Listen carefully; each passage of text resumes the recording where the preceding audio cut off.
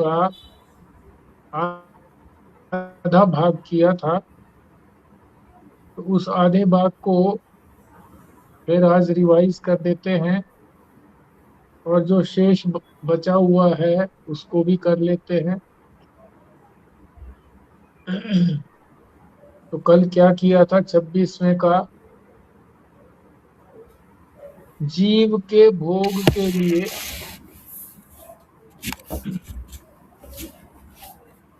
मोक्ष के पदार्थ, भोग के पदार्थ, जीव के भोग के लिए भोग्य पदार्थ और भोगायतन। भोगायतन कहते हैं जिसमें बैठ करके भोग किया जाता है, ये उत्पन्न किए परमात्मा ने। क्या उत्पन्न किए? भोग के विषय, और दूसरा शरीर, भोगायतन। और फिर उसके बाद आकाश आदि क्रम से, आकाश, वायु, अग्नि, जल, पृथ्वी, इस क्रम से एक एक को लेकर के, ये 5 महाभूत हैं, आकाश से लेकर पृथ्वी तक, इनके एक एक भाग को पंचात्मक बनाया। यानी एक भाग में शेष 4 भाग और मिला दिए, तो ये 5 हो गए। इस प्रकार से पंचीकरण किया। पंचीकरण का और आगे विस्तार से बताएंगे कि कितनी कितनी मात्रा के अंदर आपस में मिलाए। एक तो ये किया था। क्यों करना पड़ा ये पंचीकरण? क्योंकि जो सूक्ष्म शरीर है, जो भोग का साधन है, जिससे भोग किया जाता है,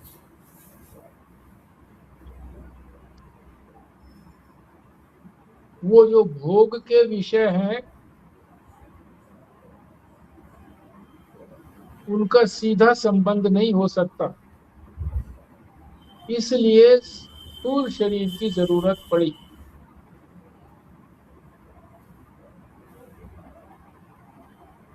इसलिए ये पंचीकरण किया।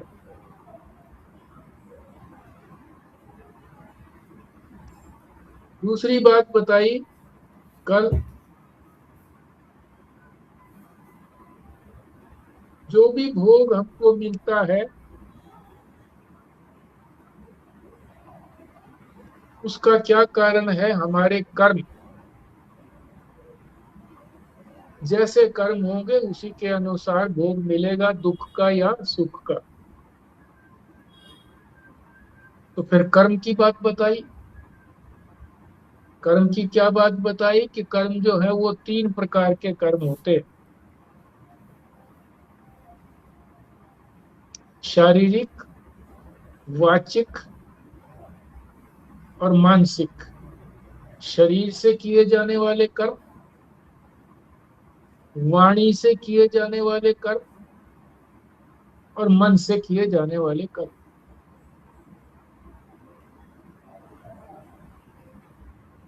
शरीर से कर्म कौन से किए जाते हैं? जिसमें हमारे स्थूल शरीर का भी प्रयोग होता है, मुख्य रूप से, प्रधान रूप से। पर गौण रूप से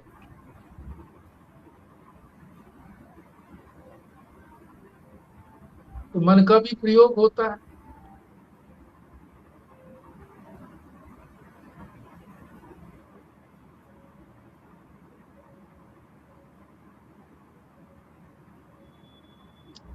और जो वाणी से कर्म किया जाता है, उसमें वाणी और मन दोनों का सहयोग रहता है। पहले मन में आती है बात, तभी तो हम वाणी से उसको बोलते हैं, अच्छा या बुरा। बोलना भी कर्म है, क्योंकि ये कर्मेंद्रिय है। मानसिक जो कर्म है ये सीधा मन से ही होता है।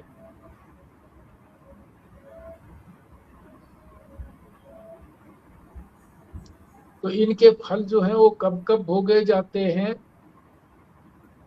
जो शारीरिक कर्म है इसका भोग तो जागृत अवस्था में ही हो सकता है। वाणी का जो कर्म है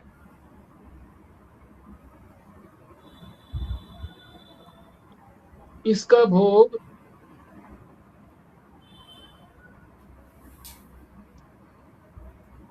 शरीर को भी मिल सकता है,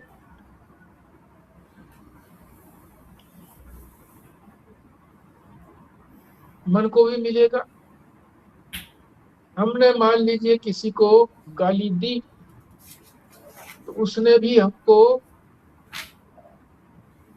गाली दे दी,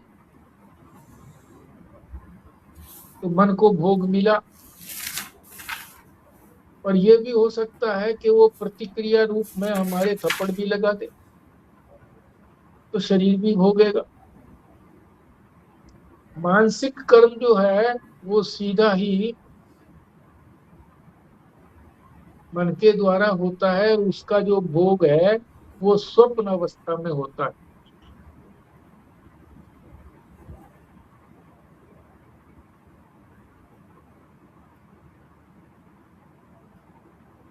फिर ये भी बताया था कि कई बार जो है वो मानसिक कर्म जो है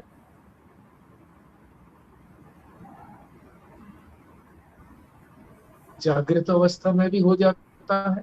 मानसिक भोग, कर्म नहीं, मानसिक भोग, सुख का या दुख का, जागृत अवस्था में भी हो जाता है। कैसे हो जाता है? तो ये बंगाल के रहने वाले एक लेखक थे, उनको एक बार अमृतसर में जाने का अवसर मिला। तो जहां वो ठहरे हुए थे ऊपर मंजिल में, उसकी बालकनी में खड़े हुए दातुन कर रहे थे, तो सामने भी इसी तरह से गली के दूसरी तरफ उनको कोई महिला नजर आई जिसकी पीठ इनकी तरफ थी। घंटे भर तक ये देखते रहे, लगती थी वो युवा है। घंटे भर के बाद जब हवा रुक गई तब पता लगा कि वो स्त्री नहीं थी। सामने की बालकनी में दो तार बंधे हुए थे, एक नीचे और एक ऊपर। ऊपर वाले में किसी महिला का कमीज टंगा हुआ था सूखने के लिए, और नीचे वाले में उसकी सलवार टंगी हुई थी। और हवा के कारण वो उसमें दोनों में हवा भर गई थी, तो ऐसा लगता था जैसे वो कोई स्त्री खड़ी है पीठ मोड़े हुए। तो घंटे भर तक उनको सुख का भोग बना रहा, जागृत अवस्था में ही तो बना रहा।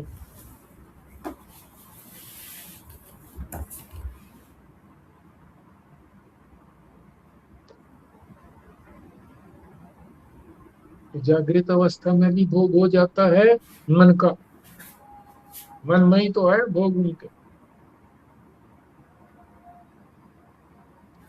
अब उसके बाद कल तीसरी बात आई थी, तो समय पूरा होने के कारण उसको प्रारंभ नहीं किया, मगर श्लोक में ही कहा है कि उन्होंने ही भोग को, भोग्य पदार्थ उत्पन्न किए,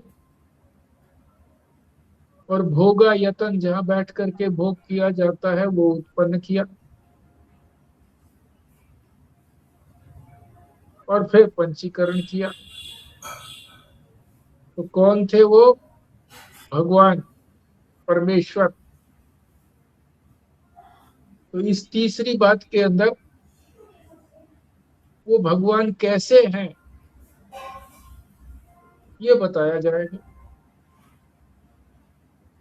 तो मोटे रूप से आप समझ लें कि भगवान जो है उसके अंदर, उनके अंदर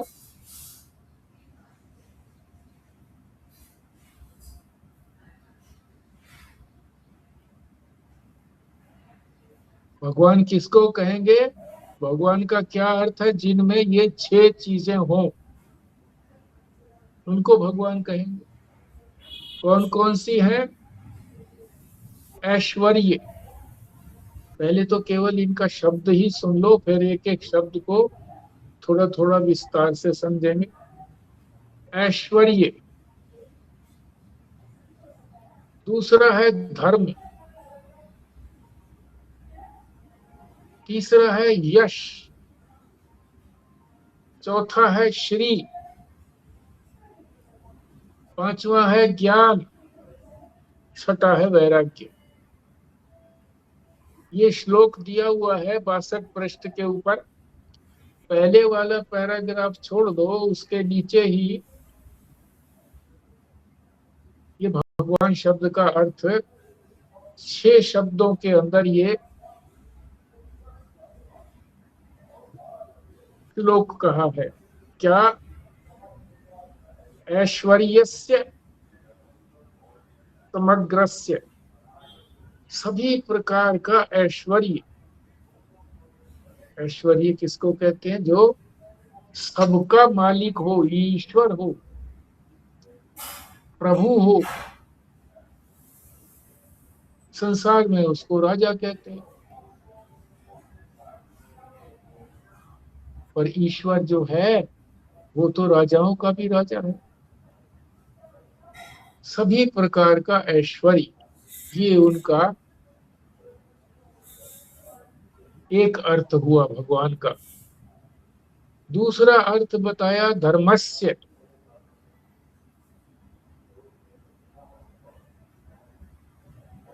परमात्मा सबको कर्मों का फल देता है।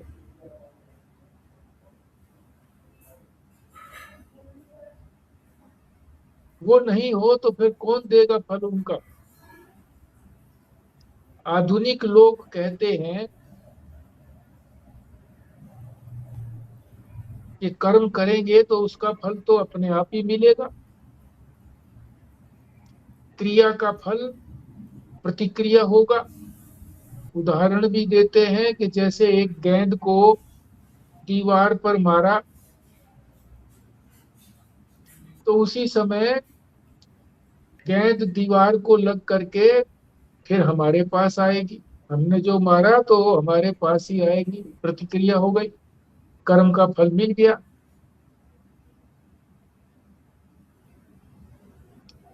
उसके लिए बताया शास्त्र ने, अगर तुरंत फल मिलना हो तो चलो इसको माना जा सकता है कि क्रिया की प्रतिक्रिया होती है।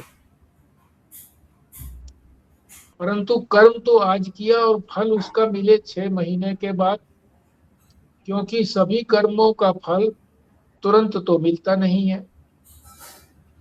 किसी ने कत्ल किया तो उसी समय तो उसको जेल में भेज नहीं देते हैं। मुकदमा चलता है, फिर उसको सजा होती है, तब वो जेल में रहता है। वर्षों भी लग जाते हैं।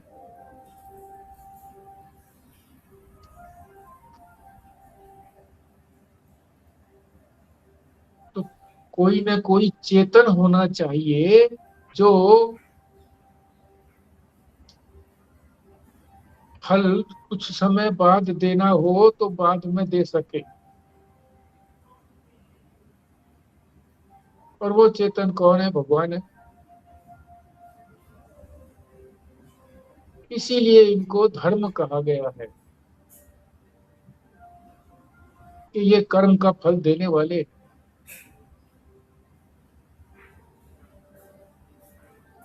तीसरा है यश।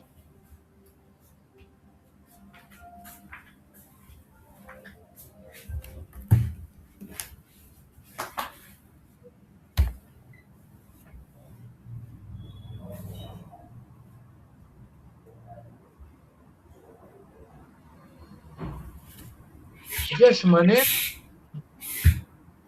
किसी की मान बढ़ाई, बहुत फैले, उसी को यश कहते हैं। पर परमात्मा का यश तो बहुत बड़ा है। उनके जैसा यश तो कोई और होता ही नहीं है, किसी के पास भी नहीं।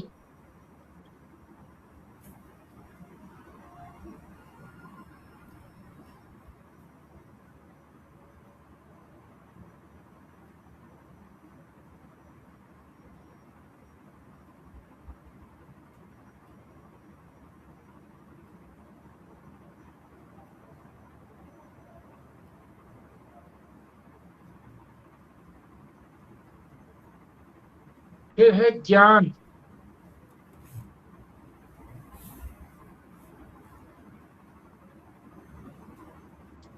ज्ञान का अर्थ है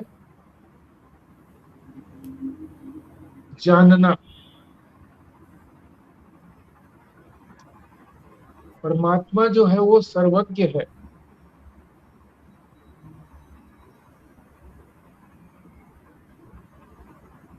हर पदार्थ के अंदर है के कारण ही वो पदार्थ हमको दिखाई देता है। सदरूप से, परमात्मा को सदरूप से भी कहा है, हमेशा रहने वाले स्वरूप रूप से भी कहा है। तो हमेशा रहता है हमेशा रहेगा, और जहां है होगा वही पदार्थ मालूम पड़ सकता है। नहीं, नहीं के साथ पदार्थ भी नहीं होगा। अगर नहीं है तो पदार्थ भी नहीं होगा।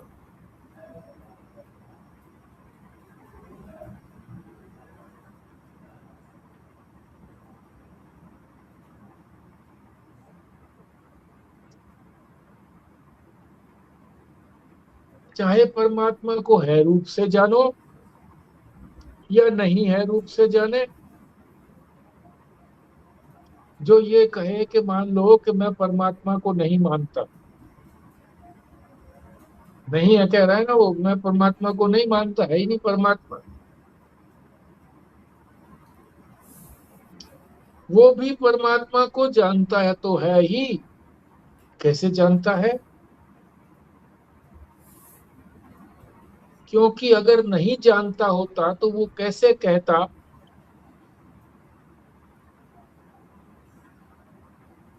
कि मैं नहीं मानता। उसने सारी जानकारी तो प्राप्त की है ना, जाना तो है, तभी तो वो कह रहा है कि नहीं है। इसी को और अच्छे तरीके से बताते हैं, आस्तिक और नास्तिक। नास्तिक किसको कहते हैं? जो नहीं है को मानता है। और आस्तिक जो है को मानता है।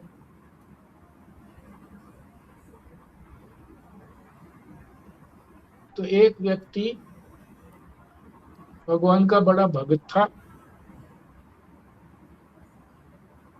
उसको किसी नास्तिक ने उसको कहा कि ईश्वर तो है ही नहीं, तुम तो ऐसे ही राम राम किए जा रहे हो। भक्त ने उसको नमस्कार किया कि तुम धन्य हो। उसने पूछा कि मुझे क्यों धन्य कह रहे हो, मेरे को क्यों नमस्कार कर रहे हो? उसने कहा कि तुमने कम से कम पता तो लगाया कि ईश्वर नहीं है। पता लगाया ना तुमने कि ईश्वर नहीं है।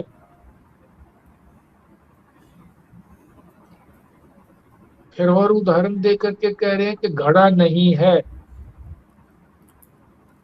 ये कौन कह सकता है? जिसने पहले घड़े को जाना हो वही तो कहेगा कि घड़ा नहीं है। जिसको घड़े का पता ही नहीं कि घड़ा कैसा होता है, कैसी शक्ल होती है, तो वो कैसे कह सकता है कि घड़ा नहीं है? जिसने यज्ञदत्त को, नाम है,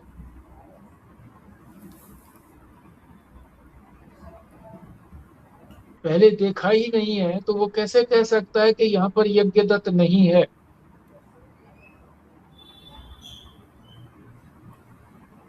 पहले उसने जाना है तभी तो कहेगा कि नहीं है। इसी तरह से जो ये कह रहा है परमात्मा नहीं है, तो इसका मतलब ये है कि उसको परमात्मा का ज्ञान है कि नहीं है, तभी तो कह रहा है कि परमात्मा नहीं है। बड़ी रहस्यपूर्ण बात है, ये गंभीर बात है कि परमात्मा नहीं है। ये उसने जान लिया, खूब खोजबीन करी उसने, है? उसे पहले पता लगा कि परमात्मा क्या होता है, तभी तो उसने कह दिया कि परमात्मा नहीं है। हमारा बच्चा कहीं खो जाए तो हमें पता है ना कि हमारा बच्चा ऐसा है, तो हम तो ढूंढ लेंगे जल्दी। मगर किसी को पता नहीं हो तो वो जल्दी नहीं ढूंढ पाएगा, क्योंकि उसने उसको देखा नहीं है। अगर जिसने पहले देखा हुआ हो हमारे किसी रिश्तेदार ने, तो वो भी जल्दी ढूंढ सकता है बच्चों के अंदर या कहीं और खेलते हुए के अंदर, कि हाँ, इन खेलते हुए बच्चों में नहीं है। फिर दूसरी जगह देखेगा क्योंकि उसने पहले देखा हुआ है। यहाँ पे महाराज जी ने भी ये कहा है ना कि अगर कोई कमरे में आके पूछे कि देवदत्त, तो जो और लोग बैठे होंगे जो देवदत्त को जानते हैं तो वो ये कहेंगे कि देवदत्त यहाँ नहीं है। वो तभी कह पाएंगे ना देवदत्त यहाँ नहीं है जब वो पहले देवदत्त को जान चुके हैं, तब वो उसका मना कर पाएंगे कि नहीं हाँ, है। और जिसने देवदत्त को देखा नहीं है वही तो पूछ रहा है कि भाई यहाँ देवदत्त है क्या। अगर उसे पता होता कि देवदत्त कौन है तो खड़ा खड़ा देख करके अपने आप ही चुपचाप से चला जाता है कि भाई वहां देवदत्त नहीं है। इसीलिए पूछना भी पड़ा उसको कि देवदत्त है क्या यहाँ पर।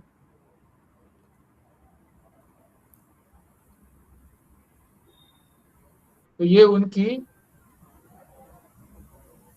तीसरी तीसरा अर्थ हो गया भगवान का। पहला अर्थ था ऐश्वर्य, सभी प्रकार का ऐश्वर्य है।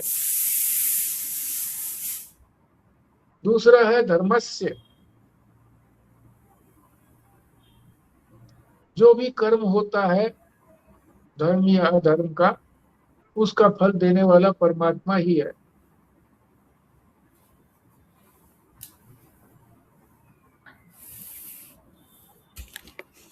तीसरा यहाँ पर दे रखा है श्री। ज्ञान को हम चौथा ले आएंगे, श्री। श्री का अर्थ होता है संपत्ति। जितनी संपत्ति परमात्मा के पास है इतनी संपत्ति किसी के पास भी नहीं। सारी की सारी संपत्ति परमात्मा की ही है। सारी भूमि परमात्मा की है। हम तो उसमें जबरदस्ती जो है अपनी मिल्कियत बना लेते हैं कि हमारी हो गई।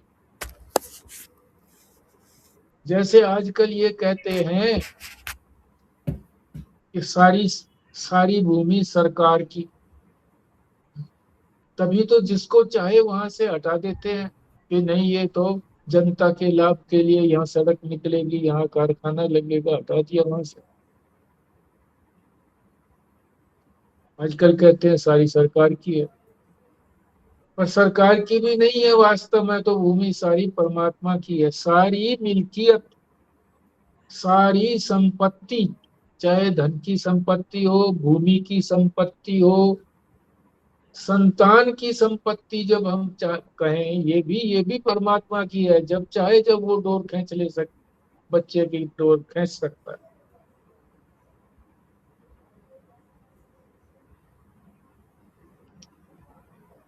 जिसको हम ये कहते हैं हमारी संपत्ति है, थोड़े समय के लिए है, कुछ समय के लिए हमारी संपत्ति रही फिर नहीं रही, या भूमि चली गई, या बच्चा चला गया, या हम चले गए, तो थोड़े समय ही तो रहा।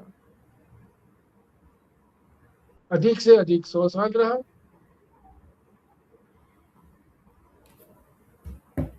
जैसे ही 100 साल पूरे होंगे सब छीन लिया जाएगा हमारे से। तो ये हो गया श्री की बात। ऐश्वर्य हो गया, धर्म हो गया, यश हो गया, श्री हो गया, ये ज्ञान भी हमने कर लिया था। ये ऐश्वर्य और श्री में क्या डिफरेंस है? हाँ, श्री माने तो सारी संपत्ति उनकी है, जो भी कुछ है। और ऐश्वर्य का मतलब होता है जो भी सारी सुख सुविधाएं हैं वो सब उनकी हैं। सुख सुविधाएं इतनी ज्यादा सुख सुविधाएं और किसी के पास नहीं है। जब मृत्यु देवता के पास बालक गया और उन्होंने कहा कि ये संपत्ति ले लो, ये संपत्ति ले लो, ये संपत्ति ले लो, तो उसे पता था कि ये संपत्तियां जो है ये कुछ भी नहीं है परमात्मा के ऐश्वर्य के आगे। परमात्मा मिल जाएंगे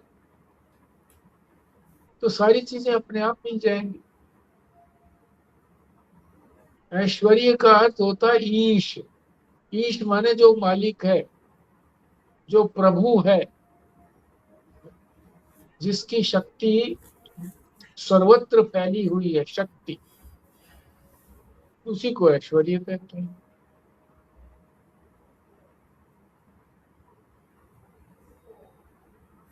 ज्ञान भी हो गया। अब छठा रह गया वैराग्य। वैराग्य की भी पूर्णता परमात्मा में ही है। परमात्मा जैसा वैराग्य किसी का है नहीं।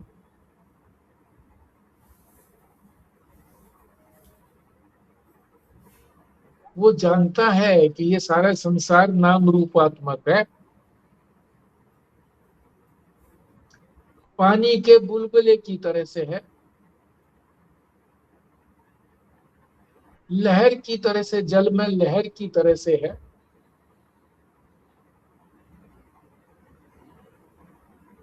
इस संसार की वास्तविकता को जानता है वो।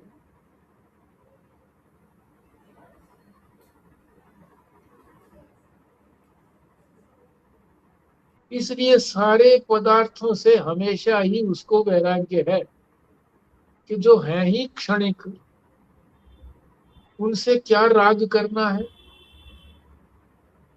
हम इस बात को समझते नहीं है कि क्षणिक है, इसलिए राग कर बैठते हैं। धन से राग कर बैठे, संतान से राग कर बैठे। जो लोग जो हमारे को मान बढ़ाई करते हैं वो भी क्षणिक है।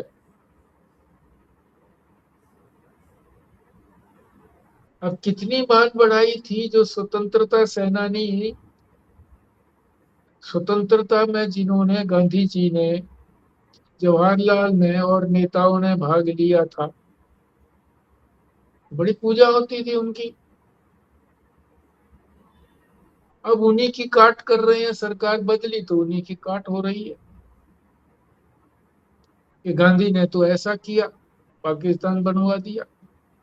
नेहरू ने ऐसा किया कि कश्मीर बनवा दिया, आधा उनको दे दिया पाकिस्तान को।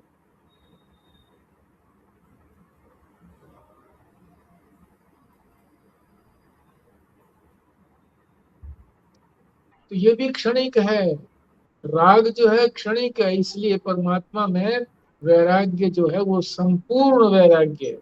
उसे असलियत का मालूम है संसार की, तो इसलिए सारे संसार से वैराग्य है। पता है ये कि नाम रूपात्मक है, बस। नाम रूप का कोई वक़्त नहीं होती।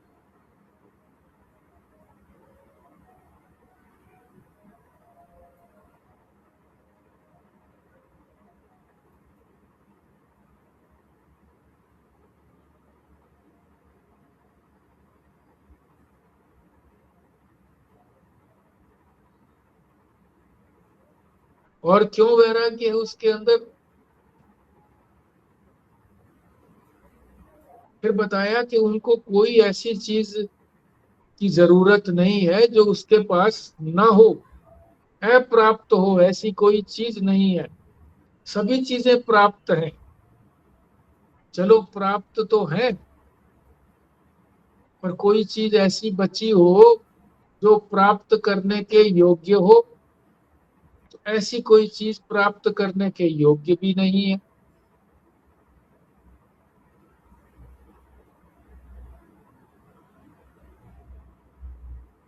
संसार में कोई ऐसी चीज नहीं है जो परमात्मा को प्राप्त न हो, क्योंकि सारी मिल्कियत उन्हीं की है। और ऐसी भी कोई चीज नहीं है कि मुझे कुछ और प्राप्त करना है, प्राप्तव्य है, दोनों नहीं है। परमात्मा में ये दोनों चीजें नहीं है, अप्राप्त नहीं है। अप्राप्त हो तो फिर प्राप्त करना पड़ेगा।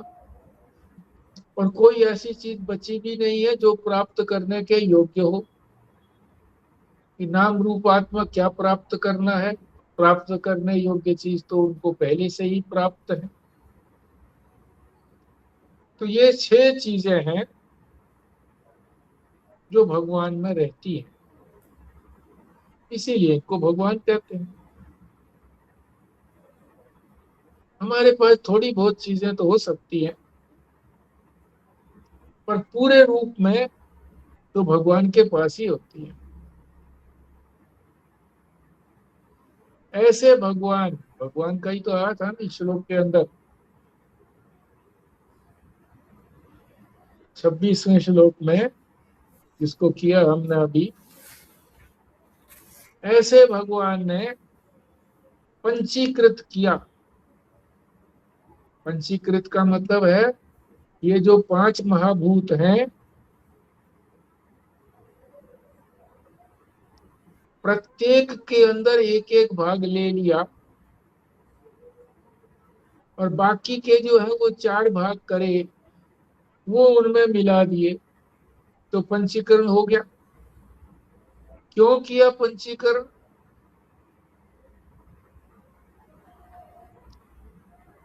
क्योंकि जब तक स्थूल नहीं बनेंगे तब तक व्यवहार में प्रयोग नहीं होगा।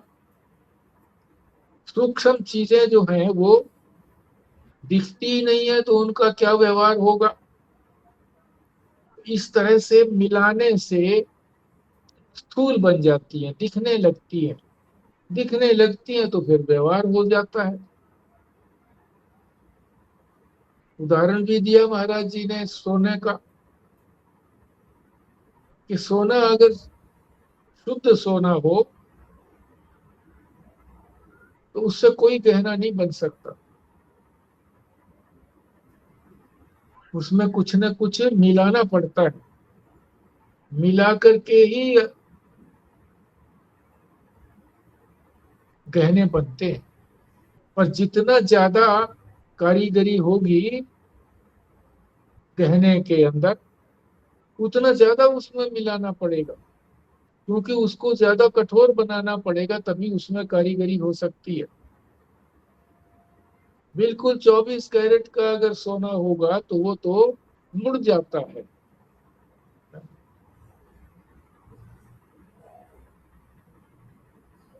इसलिए खोट मिलानी पड़ती है।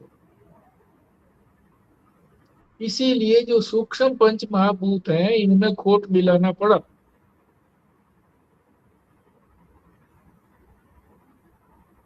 एक धातु में दूसरी धातु की खोट मिलेगी। इस प्रकार से इसको स्थूल बनाने के लिए सूक्ष्म महाभूतों में मेल कराना पड़ा। तो ये उत्तर दे दिया कि क्यों पंचीकरण किया परमात्मा ने। नहीं तो व्यवहार कैसे होता, सूक्ष्म चीज को कैसे खाएंगे। खाने के लिए जो बनाए पदार्थ, भोग्य पदार्थ, वो भी तो पंचीकृत है। ये सारे पंचीकृत किए हुए हैं, क्योंकि इंद्रियों से दिखते हैं।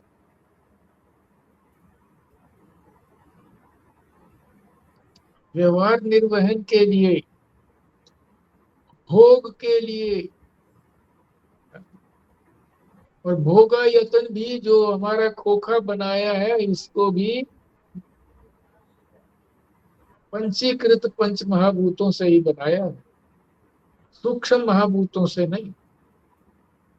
सूक्ष्म महाभूतों से क्या क्या बना है वो पीछे हम समझ चुके हैं। 17 तत्व बने हैं उनसे।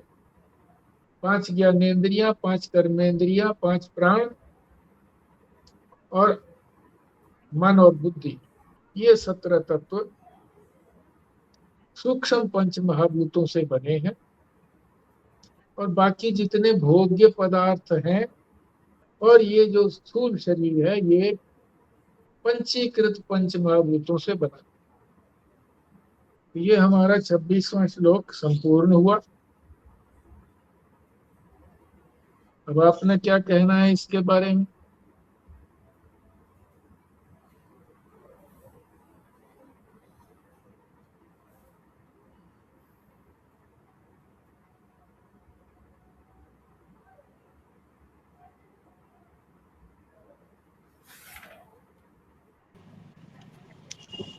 आपने बताया व्यास जी कि अभी अभी के पंच, ये जो हमारा सूक्ष्म शरीर है जिसमें 5 ज्ञानेंद्रियां, 5 कर्मेंद्रियां, 5 प्राण, मन और बुद्धि आ जाते हैं, ये सूक्ष्म महाभूतों से बने हैं। हाँ जी। और हमारा शरीर और ये विषय जो है संसार के, ये सारे स्थूल से बने हैं जी, बिल्कुल स्थूल ठीक है। महाभूतों से। हाँ जी। तो उस स्थूल महाभूत को बनाने के लिए ही पंचीकृत करना पड़ा। हाँ जी। जैसे कि सोना है, उसके गहने नहीं बनते शुद्ध के, तो उसमें मिलावट करनी पड़ती है तभी गहने बनते हैं, उसी तरीके से। हाँ जी।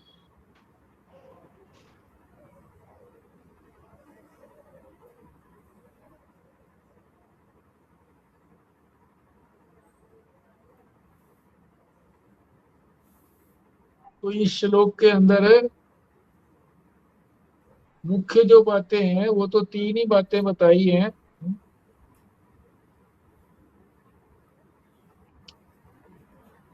एक तो ये बताया कि परमात्मा ने क्या बनाया,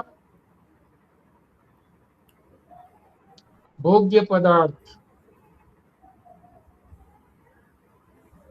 और भोगने के लिए स्थान बनाया, शरीर बनाया, ये बनाया। और जो आकाश आदि क्रम से जो पंच सूक्ष्म महाभूत हैं, उनको प्रत्येक को आपस में मिला करके पंचीकरण किया। एक तो ये बात बताई। दूसरी बात ये बताई कि भोग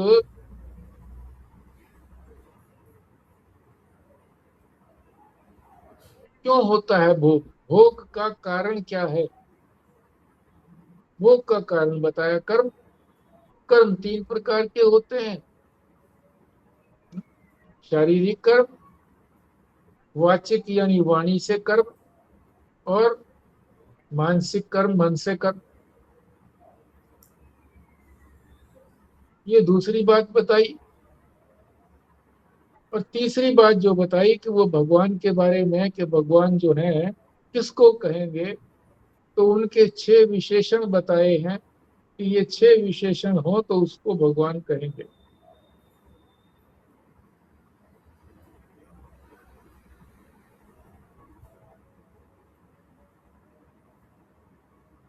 अब आगे चलते हैं जी 27वें श्लोक में। द्विधा विधाय च ऐकम, द्विधा विधाय च एकैकम, चतुर्धा प्रथम पुनः स्व स्व एतर द्वितीया क्षय योजना पंच पंचते। फिर सुनो। द्विधा विधाय च ऐक एकम, चतुर्धा प्रथमम पुनः स्व स्व एतर द्वितीया शैर योजनात पंच पंचते। हाँ जी, एक बार फिर बताएं जी, ये दूसरी वाली लाइन जो है ना। हाँ जी। विधा विधाय च एकै कम चतुर्धा प्रथमम पुनः स्व स्व एतर द्वितीयाम शैर्य योजनात् पंच पंचते।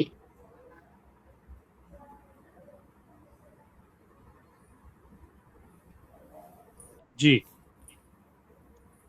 द्विधा विधाय च एकै कम चतुर्धा प्रथमम पुनः स्व स्व एतर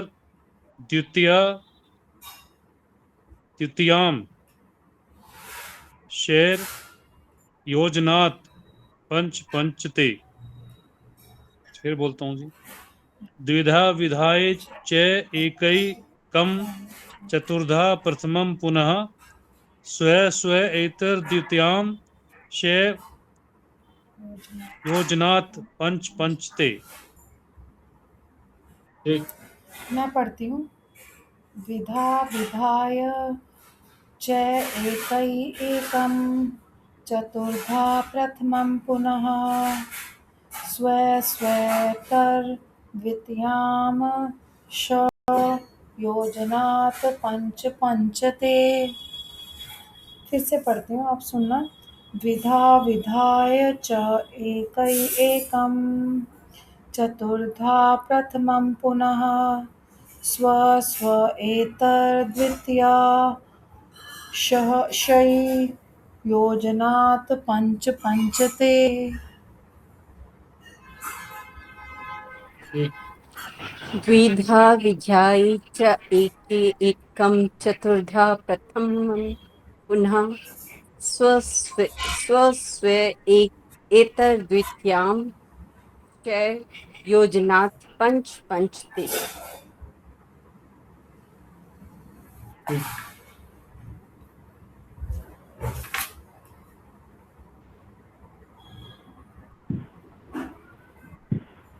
विधा विद्या विद्याय च एकम चतुर्धा प्रथमं पुनः स्व स्व तद्वितीयां च योजनात् पंच पंचते।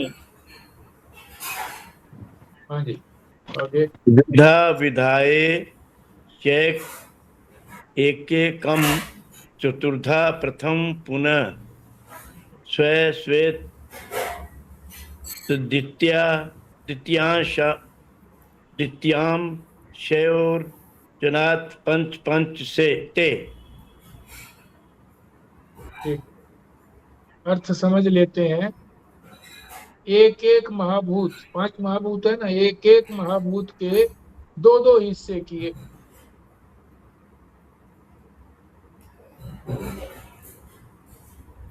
फिर जो दो दो हिस्से किए, एक एक हिस्से को तो वैसे के वैसे रख लिया जो आधा आधा था।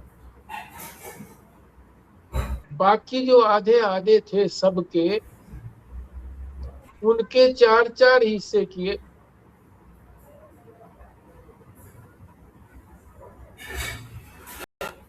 और फिर प्रत्येक में से एक एक हिस्सा लेकर के जो आधे आधे बचे हुए भाग थे उनके अंदर मिला दिया। तो चारों में से जो आधे आधे लिए थे, वो चार हिस्से जो है आधे के साथ मिला दिए। वो जो चार हिस्से हैं वो आठवां हिस्सा हो गया उस पूरे का। आधा हिस्सा हो गया, आठवां हिस्सा हो गया, आठवां। फिर सुन लो, पांच महाभूत हैं। मान लीजिए 5 आलू हैं, उनके आधे आधे भाग कर लिए, तो जो आधे आधे भाग हैं वो एक तरफ रख दिए, बाकी जो आधे आधे भाग हैं उनके प्रत्येक आधे आधे भाग के 4 4 हिस्से किए, और फिर क्या किया, 4 4 हिस्से किए सब में से जो उनका एक एक हिस्सा सबका ले लिया, और वो एक एक हिस्सा जो है वो आधे के साथ मिला दिया, तो पूरा हो गया कि नहीं हो गया।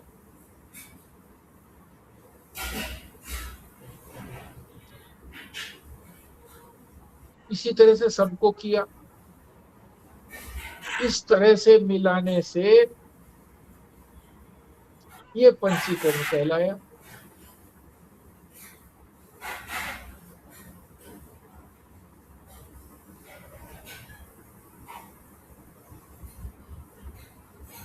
इसमें जो पढ़ोगे वो भी इसी तरह से आएगा।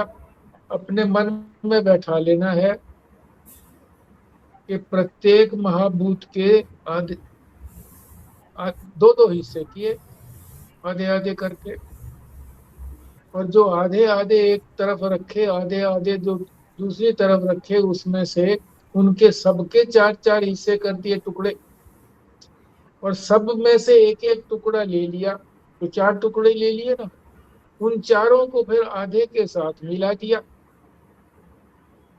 तो पूरा हो गया। ये पंचीकरण की क्रिया है। तो ये एक प्रकार से खोट मिल गया,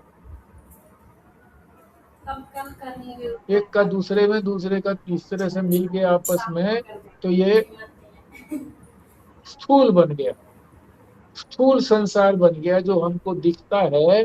जितने भी पदार्थ दिखते हैं, जो कुछ भी दिखाई देता है, वो सारा स्थूल होने के कारण दिखता है।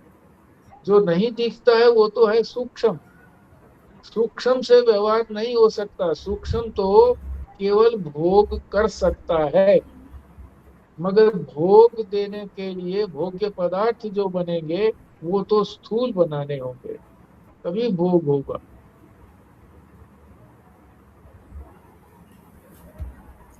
ये भी तो स्थूलीकरण ही है ना, जो हमने अभी ये किया, जो पंचीकरण। हाँ, ये स्थूल, यही तो स्थूलीकरण है। सूक्ष्म है जी, वो क्या करता है जी? क्या? सूक्ष्म जो ये पंच हाँ, महाभूत है वो क्या करते हैं? सूक्ष्म सूक्ष्म तो भोग करने वाले यंत्र हैं। अच्छा जी।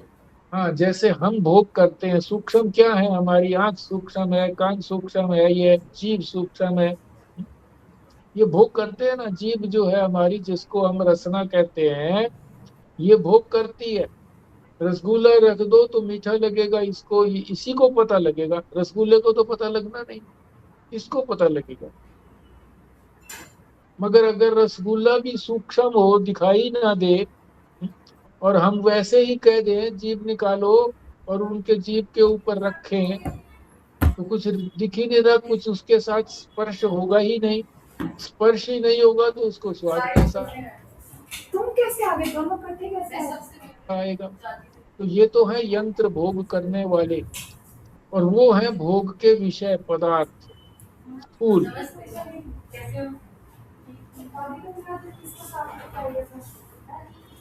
तो यंत्र में 5 ज्ञानेंद्रियां आ जाएंगी जी।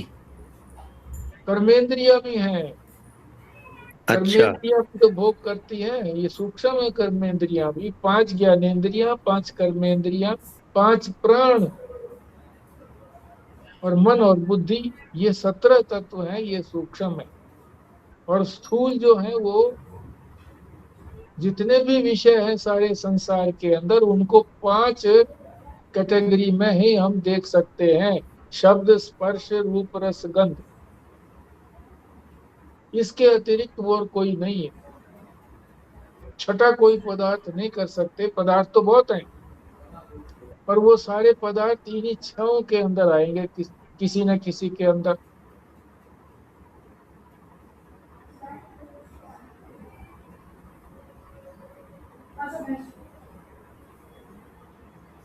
तो 5 सूक्ष्म महाभूत बता दिए थे, अब 5 स्थूल महाभूत बता दिए। और ये स्थूल कैसे बने हैं सूक्ष्म से, इसकी प्रक्रिया भी बता दी।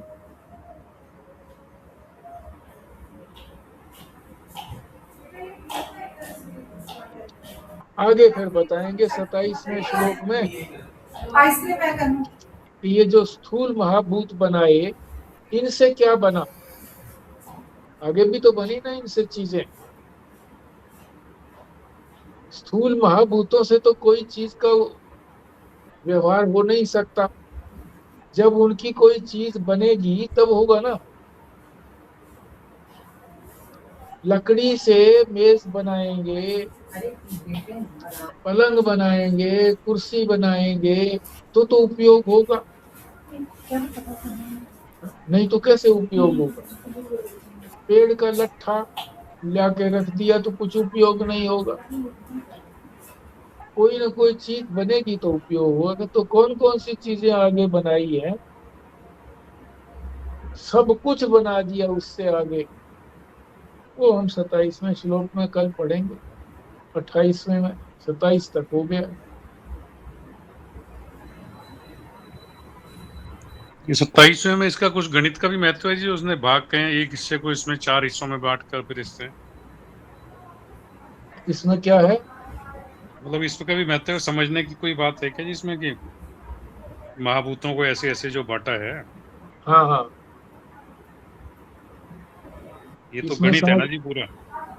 गणित, हाँ गणित है, गणित कह लो इसको, सीधा गणित है ये तो बालक भी समझ सकता है। ये बड़ा कोई गूढ़ ऐसा गणित है जी, ये इतनी जल्दी समझ में आने वाला नहीं है। ऐसा तो नहीं है।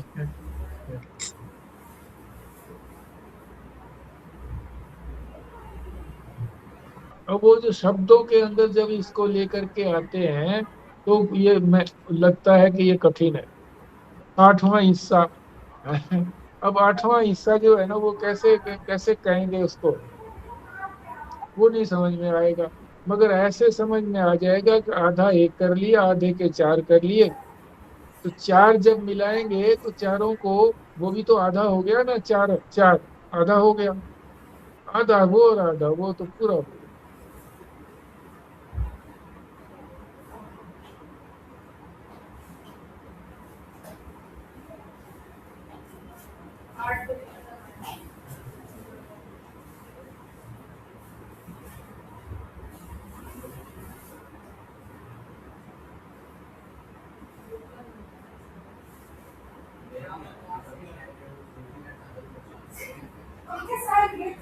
ठीक है जी, फिर पूर्णाहुति के लिए पढ़िए जी। ओम पूर्णमद पूर्णमिदं पूर्णात् पूर्णमुदच्यते पूर्णस्य पूर्णमादाय पूर्णमेवावशिष्यते। ओम शांति शांति शांति। नारायण नारायण नारायण। नारायण। नारायण। नारायण नारायण। नारायण।